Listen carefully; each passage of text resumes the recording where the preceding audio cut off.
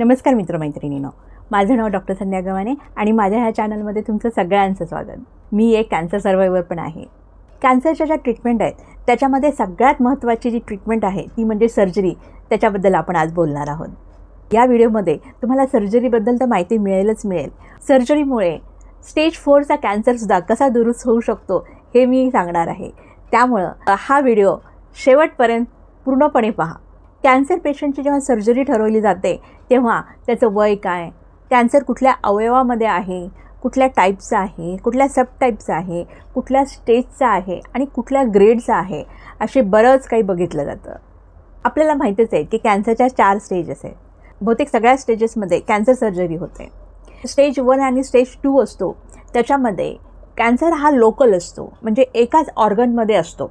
तो ट्यूमर मास काढून टाकणं खूप सोपं जातं आणि याच्यामध्ये अप टू 99% कॅन्सर सेल्स काढून टाकण्याचं काम ऑन्कोसर्जन करू शकतात। पेशंट सर्वाईव्ह होण्याचे चान्सेस खूप जास्त असतात आणि कॅन्सर रिकरन्स होण्याचे चान्सेस पण खूप कमी असतात। स्टेज 3मध्ये कॅन्सर सेल्स एका लोकल अवयवामध्ये ऑर्गनमध्ये असतो, पण तो थोडासा जास्त स्प्रेड झालेला असतो। कदाचित होऊ शकतं की त्या अवयवाच्या आजूबाजूला जे अवयव आहेत ते सुद्धा कॅन्सरग्रसित झालेले असू शकतात आणि लिम्फ नोडसुद्धा इन्व्हॉल्व होण्याची शक्यता असते। कॅन्सर सेल्स हे लिम्फ नोडद्वारे म्हणजे लसिका ग्रंथीच्या प्रभावाद्वारेच एका ठिकाणाहून दुसरीकडे जाऊ शकतात। त्यामुळे ह्या स्टेजमध्ये सर्जरीचा खूप मोठा रोल येतो।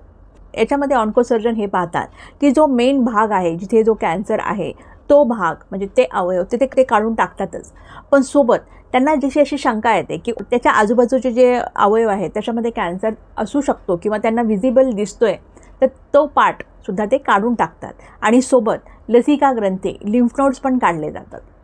मोस्ट ऑफ दी स्टेज 3 कॅन्सरची जेव्हा सर्जरी केली जाते त्याचा रिझल्ट्स खूप चांगला येतो।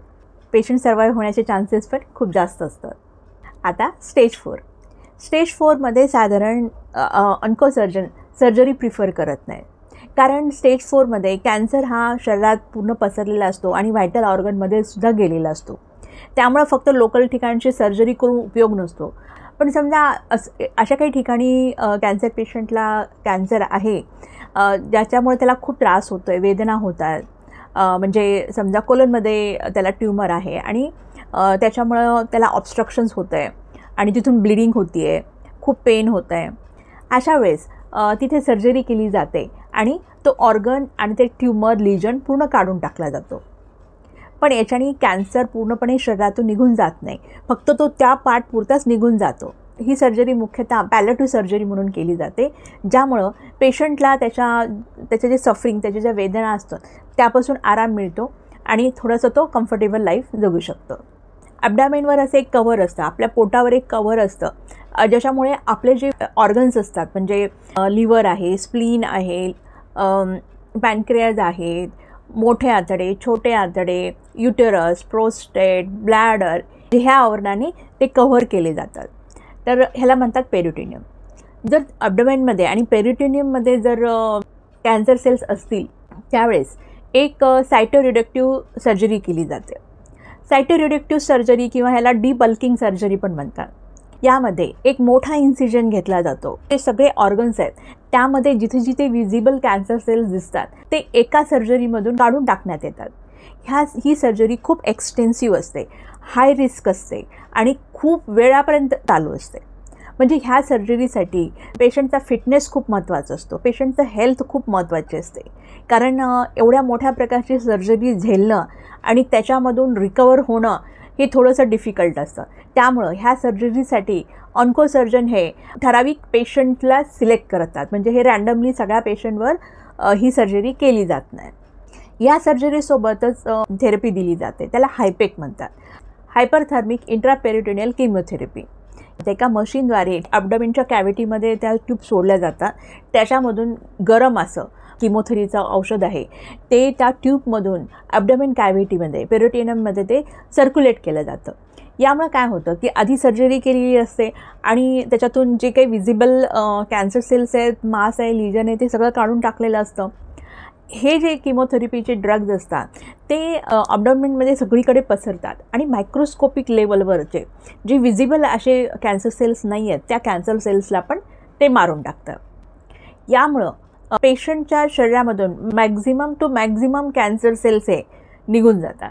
आपण अभिनेत्री सोनाली बेंद्रे ह्याचं नाव ऐकलेलंच आहे. तिला 2019मध्ये एंडोमेट्रियल कॅन्सर झाला होता, म्हणजे गर्भाशयाच्या आतल्या स्तराचा कॅन्सर झालेला होता. तिच्या एका इंटरव्ह्यूमध्ये तिने सांगितलं, जेव्हा तिचं पेट स्कॅन केलं गेलं तर तिच्या पोटामध्ये जे कॅन्सर लिजन होते ते असे क्रिसमस लाईटसारखे ग्लो करत होते. म्हणजे तिच्या पोटामध्ये एवढा एक्सटेन्सिव्ह टाईपमध्ये कॅन्सर पसरलेला होता. त्या एक्सटेन्सिव्ह सर्जरी केली गेली. तिच्या पोटावर असा एक मोठा 20 इंचाचा स्कार आहे. सोशल मीडियावर तिने ते स्वतःचा फोटो टाकला होता आणि तो स्कार पण दाखवला होता. आणि एवढी मोठी सर्जरी करून तिच्या पोटामधले जेवढे काही कॅन्सर सेल्स आहेत ते काढून टाकण्यात आले आणि ती त्याच्यामधून बाहेर आली आणि आता तुम्ही पाहताच आहे ती एकदम छान आरामात जीवन जगत आहे. ह्याच्यावरून हे समजतं की सर्जरीचा किती मोठा रोल आहे कॅन्सर दुरुस्त करण्यासाठी. कॅन्सरमध्ये ग्रेड पण असतात, म्हणजे लो ग्रेड आणि हाय ग्रेड. लो ग्रेडमध्ये कॅन्सर हा खूप स्लोली वाढत असतो आणि हाय ग्रेडमध्ये कॅन्सर सेल्स हे वेगवेगळ्या टाईपचे असतात आणि खूप लवकर स्प्रेड करतात, खूप लवकर रॅपिडली ग्रो करतात. तर अशा कॅन्सरमध्ये थोडीशी ॲग्रेसिव्ह सर्जरी केली जाते. मला हा हाय ग्रेड टाईपचा ओव्हरियन कॅन्सर होता आणि त्याच्यामध्ये माझं पूर्ण गर्भाशय, दोन्ही ओव्हरीज, फॉलोपियन ट्यूब्स काढून टाकलं, मोमेंटम आणि लिम्फ नोड्स काढून टाकण्यात आल्या आणि आता मी कॅन्सर फ्री आहे. कॅन्सरमध्ये सर्जरीचे खूप काही उपयोग आहेत. पहिला उपयोग मी सांगते की डायग्नोसिस. जेव्हा डायग्नोसिस होतं तेव्हा पेट स्कॅन, MRI, CT स्कॅन, सोनोग्राफीने तो ट्युमर मास बघितला जातो आणि बायोप्सीने आपल्याला त्याचे कॅन्सर सेल्स कसे आहेत ते समजलं जातं. पण ऑन्कोसर्जन जेव्हा सर्जरी करायला जातात त्यावेळेस त्यांना प्रत्यक्ष तो कॅन्सर मास लिजन कसा आहे ते समजतं. असे डीप रूटेड कॅन्सर असतात ज्याच्यामध्ये स्कॅनिंगने म्हणजे इमेजिंगने कॅन्सरचं पूर्ण सगळं स्ट्रक्चर कळत नाही, ते प्रत्यक्ष पाहूनच कळतं. दुसरा उपयोग आहे की कॅन्सरचं स्टेज माहीत होणं. पेट स्कॅनवरून आपल्याला समजतं की कॅन्सर स्टेज 1चा आहे आणि जेव्हा ऑन्कोसर्जन सर्जरी करायला जातात तेव्हा हे लक्षात येतं की कॅन्सर हा लोकलच आहे पण तो जास्त प्रमाणात स्प्रेड झालेला आहे. तर यामध्ये तो कॅन्सर स्टेज 2मध्ये जातो आणि त्यावेळेस त्याची लाईन ऑफ ट्रीटमेंट वेगळी होते. स्टेज कन्फर्म करण्याचं काम पण कॅन्सर सर्जरीमुळे होतं. कॅन्सर सर्जरीचा कॅन्सरच्या ट्रीटमेंटमध्ये खूप मोठा रोल आहे. सर्जरी हा एकच एवढा पर्याय आहे ज्याच्यामुळं आपण विजिबली कॅन्सर पाहू शकतो. कॅन्सर ट्युमर किंवा लिजन किंवा मास पूर्णतः निघालेला आहे की नाही हे आपण इन्श्युअर करतो. Palliative surgery. स्टेज 4 जर कॅन्सर स्टेज असेल आणि पेशंटला खूप काही वेदना, त्रास असतील, अशा वेळेस ती सर्जरी केली जाते. Repair and reconstructive surgery. Cancer पेशंटसाठी सर्जरी जसा हा एक वरदान आहे, कॅन्सर सर्जरीचे काही ड्रॉबॅक्स पण आहेत. जर एका महिलेला ब्रेस्ट कॅन्सर असेल तर त्याची ब्रेस्ट काढून टाकली जाते. एखाद्या मेल पेशंटला टेस्टिक्युलर कॅन्सर असेल आणि तो दोन्ही टेस्टिसमध्ये जर पसरलेला असेल तेव्हा ते टेस्टिस काढून टाकले जातात. त्यामुळं त्याला इन्फर्टिलिटीचा प्रॉब्लेम फेस करावा लागतो आणि त्याच्या सेक्शुअल लाईफवरसुद्धा खूप परिणाम होतो. ओव्हरियन कॅन्सर पेशंटमध्ये जेव्हा दोन्ही ओव्हरी काढून टाकल्या जातात आणि पेशंट जेव्हा यंग असते त्यावेळेस तिला मेनोपॉजसारखे लक्षणं जाणवायला लागतात. ज्यांना ओरल कॅन्सर आहेत, म्हणजे समजा चीकवर कॅन्सर आहे किंवा जिभेवर कॅन्सर आहे, अशा वेळेस त्यांचं पूर्ण चीक काढून टाकला जातो, जॉचा काही पार्ट काढून टाकला जातो, टंग काढून टाकला जातो. त्यामुळं त्यांचा चेहरा थोडासा डिसफिगर होतो. बोन मेटास्टेसिस असेल, सार्कोमा असेल तर कधीकधी तिथे ऑपरेटिव्ह केलं जातं आणि अशा वेळेस पण पेशंटमध्ये व्यंग येऊ शकतं. अशा वेळेस प्लॅस्टिक सर्जरी, रिकन्स्ट्रक्टिव्ह सर्जरी याचा उपयोग केला जातो. म्हणजे ब्रेस्टसाठी सिलिकॉन इम्प्लांट करून ब्रेस्टचं इक्विलिब्रियम केलं जातं. जे तोंडाचे कॅन्सर्स आहेत तिथे स्किन बसून, फ्लॅप बसून तिथे तो भाग काढून टाकलेला आहे तो भाग कव्हर केला जातो.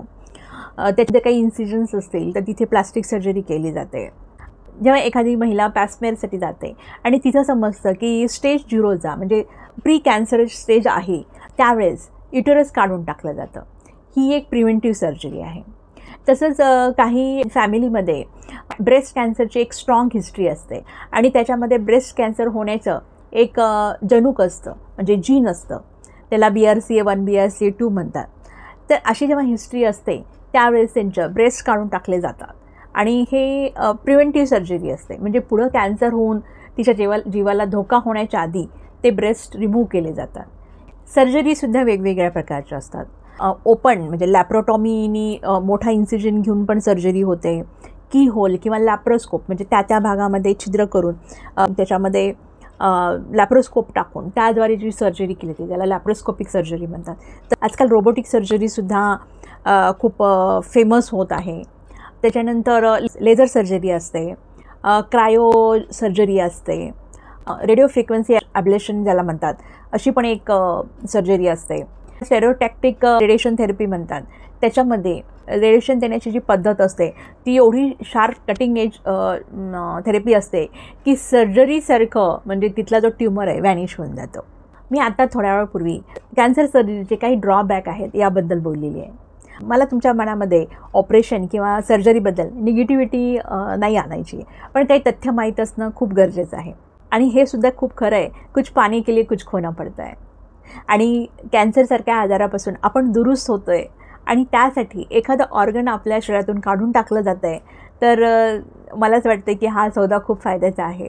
तर आपण बघूया की रिहॅबिलिटेशन म्हणजे कॅन्सर पेशंटचं सर्जरीनंतर जे रिहॅबिलिटेशन केलं जातं त्यामुळं हे ड्रॉबॅक्स मी असं म्हणत नाही की 100% दुरुस्त होतात, पण ॲटलिस्ट पेशंटला नॉर्मल फील होण्याइतकं तरी त्याच्यामध्ये सुधारणा होते.